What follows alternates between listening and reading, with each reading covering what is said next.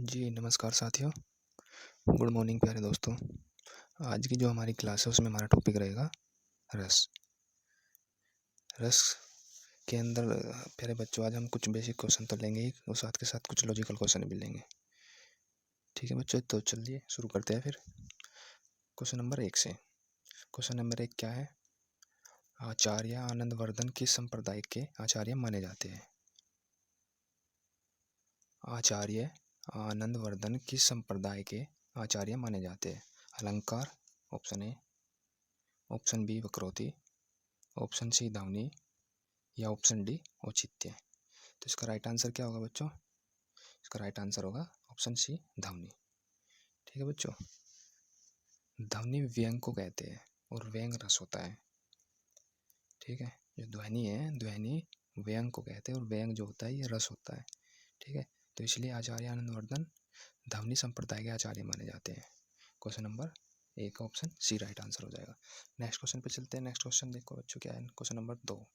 Question number 2 है काव्य दर्श का रचनाकार कौन है? जो काव्य दर्श है उसका रचनाकार कौन है? आचार्य विश्वेश्वर, आचार्य वामन, आचार्य दंडी या आचार्य भरत। बताइए कौन सा होगा इसमें से राइट आंसर? इसका राइट आंसर होगा ऑप्शन सी आचार्य दंडी। काव्यादर्श, काव्य प्लस आदर्श के रचनाकार आचार्य दंडी होंगे। क्वेश्चन नंबर 2 का राइट आंसर ऑप्शन सी होगा। नेक्स्ट क्वेश्चन पे चलते हैं। Question number 3। क्वेश्चन नंबर 3 क्या है? क्वेश्चन नंबर 3 है निम्नलिखित में से कौन सा सात्विक अनुभाव नहीं है? निम्न में से कौन सा सात्विक अनुभाव नहीं है? रोमांच, कप, विषाद या प्रलय। इसका राइट आंसर कौन सा होगा बच्चों बताइए? ऑप्शन ए रोमांच, ऑप्शन बी कप, ऑप्शन सी विषाद और ऑप्शन डी प्रलय। तो इसका राइट आंसर इसका भी ऑप्शन सी हो जाएगा। ठीक है बच्चों, जो सात्विक अनुभाव है वे 8 प्रकार के होते हैं। ठीक है, तो नेक्स्ट क्वेश्चन पे चलते हैं। Question number 4। क्वेश्चन नंबर 4 क्या है? निम्न विकल्पों में स्थायी भाव तथा रसों के नाम दिए गए हैं, तो इसमें गलत विकल्प पहचानिए। ठीक है, स्थायी भाव और रसों के नाम दिए गए हैं, इनमें से गलत विकल्प पहचानना कौन सा गलत है इसमें से। तो शोक, करुणा तो सही है, उत्साह का वीर स्थायी भाव ये भी ठीक है, रति का श्रृंगार ये भी ठीक है, एमर्स का भयानक ये गलत है। तो यही राइट आंसर हो जाएगा। एमर्स का भयानक रस। एमर्स का भयानक रस नहीं होगा, भय का भयानक रस होगा। भय होगा भय। ठीक है बच्चों, भय का भयानक रस ऑप्शन डी हो जाएगा। क्वेश्चन नंबर 4 का option D right answer. Next question पे चलते हैं। Question number 5। क्वेश्चन नंबर 5 है निम्नलिखित में से कौन सा रस अवयव नहीं है? निम्नलिखित में से कौन सा रस अवयव नहीं है?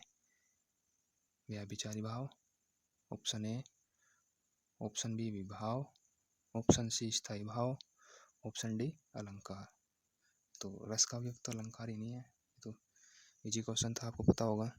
ठीक है, व्याभिचारी भाव की संख्या 33 होती है और विभाव की संख्या 2 होती है और स्थायी भाव की संख्या 11 होती है।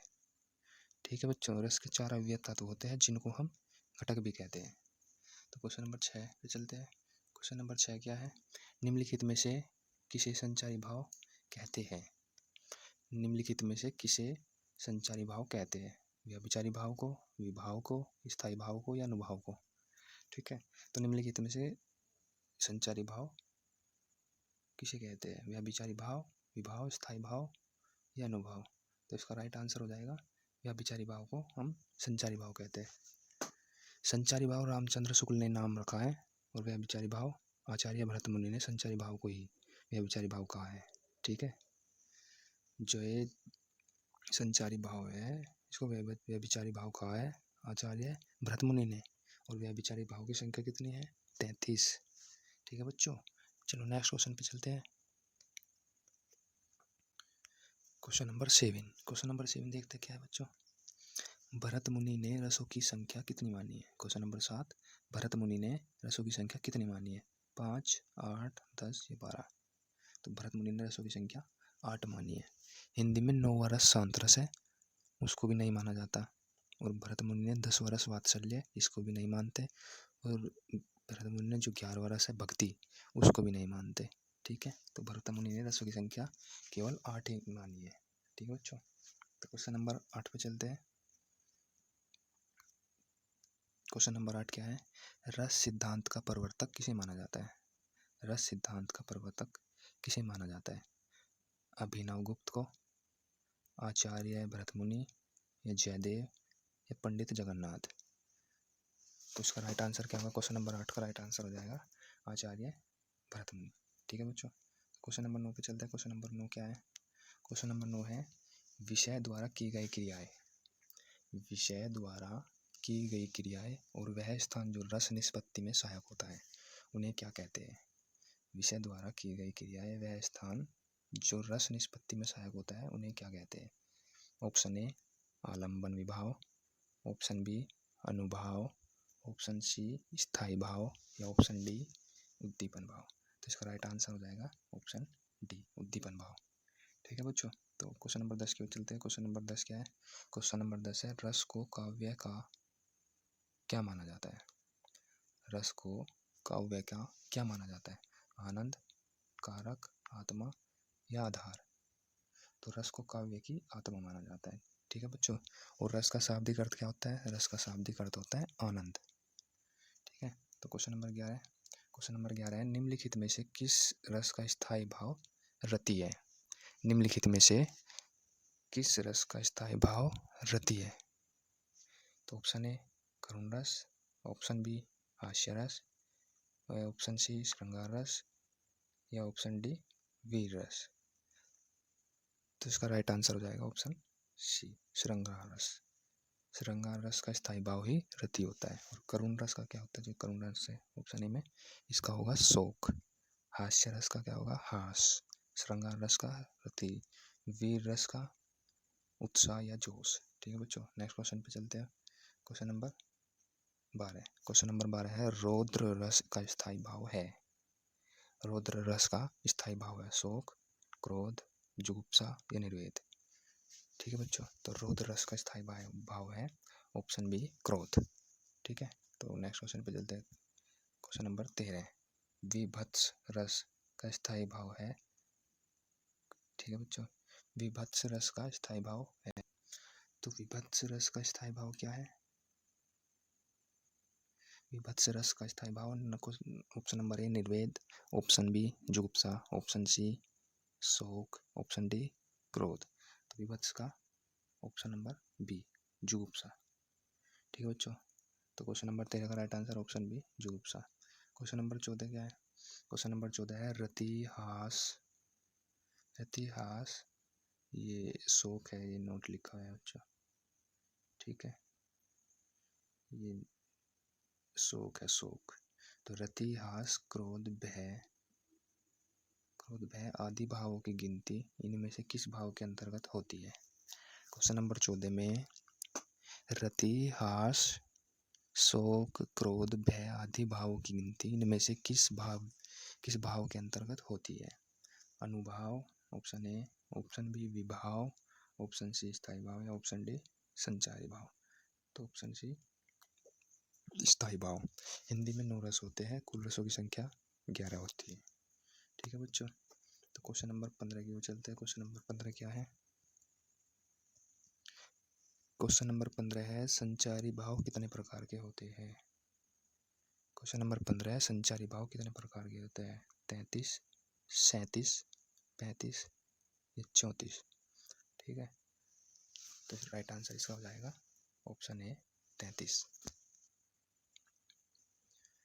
तो संचारी भाव का वर्णन नाट्यशास्त्र में, और नाट्यशास्त्र भरत मुनि की रचना है। ठीक है, नाट्यशास्त्र में 36 अध्याय है, 36 अध्याय है। तो क्वेश्चन नंबर नेक्स्ट पे चलते हैं फिर। क्वेश्चन नंबर 16, क्वेश्चन नंबर 16 क्या है? शांत रस का स्थायी भाव है हास, जुगुप्सा, निर्वेद, या विस्मय? शांत रस का स्थायी भाव है ऑप्शन सी निर्वेद। ठीक है बच्चों, क्वेश्चन नंबर 17, क्वेश्चन नंबर 17 है हिंदी के किस आचार्य ने छल नामक संचारी भाव को प्रचारित किया?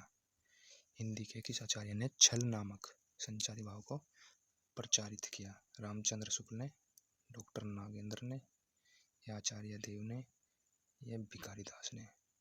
ठीक है बच्चों, बताओ कौन सा है इनमें से। तो इसमें क्वेश्चन नंबर 17 का ऑप्शन आचार्य देव, ऑप्शन सी आचार्य देव। ठीक है। छल 34वां संचारी भाव है। 33 तो है ही संचारी भावों की संख्या, लेकिन जो 34वां है ये छल है। ठीक, तो क्वेश्चन नंबर 18 की ओर चलते हैं। क्वेश्चन नंबर 18 क्या है? क्वेश्चन नंबर 18 है, निम्नलिखित में से किसने शांत रस को भी नाटक में अनुभाव योग्य माना है? निम्नलिखित में से किसने शांत रस को भी नाटक में अनुभाव योग्य माना है? आचार्य दंडी ने, ऑप्शन ए, ऑप्शन बी आचार्य उद्दट ने, आचार्य उद्भट ने, या ऑप्शन सी आचार्य भामा, या ऑप्शन डी आचार्य वामन। तो इसका राइट आंसर हो जाएगा आचार्य उद्भट। ठीक है बच्चों, तो क्वेश्चन नंबर 19 की ओर चलते हैं। क्वेश्चन नंबर 19 क्या है? निम्नलिखित में से रस के 4 अवयवों में सम्मिलित नहीं है। क्वेश्चन नंबर 19, निम्नलिखित में से रस के 4 अवयवों में सम्मिलित नहीं है। संचारी भाव, ऑप्शन ए, ऑप्शन बी अनुभाव, ऑप्शन सी स्थायी भाव, या ऑप्शन डी विश्वानंद भाव। ठीक है बच्चों, तो बताइए इसका राइट आंसर हो जाएगा ऑप्शन डी विश्वानंद भाव। ठीक है। 4 अवयव आपको तो पता ही है, रस के 4 अवयव कौन कौन से हैं? एक तो स्थायी भाव हो गया, एक अनुभाव हो गया, एक स्थायी भाव हो गया, और एक कौन सा होता है चौथे वाला, विभाव। ठीक है। तो क्वेश्चन नंबर 20 की ओर चलते हैं। क्वेश्चन नंबर 20 है, विशेष रूप से जो भावों को प्रकट करते हैं उन्हें क्या कहते हैं? विशेष रूप से जो भावों को प्रकट करते हैं उन्हें क्या कहते हैं? अनुभाव कहते हैं, संचारी भाव कहते हैं, ऑप्शन सी विभाव कहते हैं, या ऑप्शन डी स्थायी भाव कहते हैं। क्वेश्चन नंबर 20 क्या है? विशेष रूप से जो भावों को प्रकट करते हैं उन्हें क्या कहते हैं? ऑप्शन नंबर सी उन्हें विभाव कहते हैं। ठीक है बच्चों,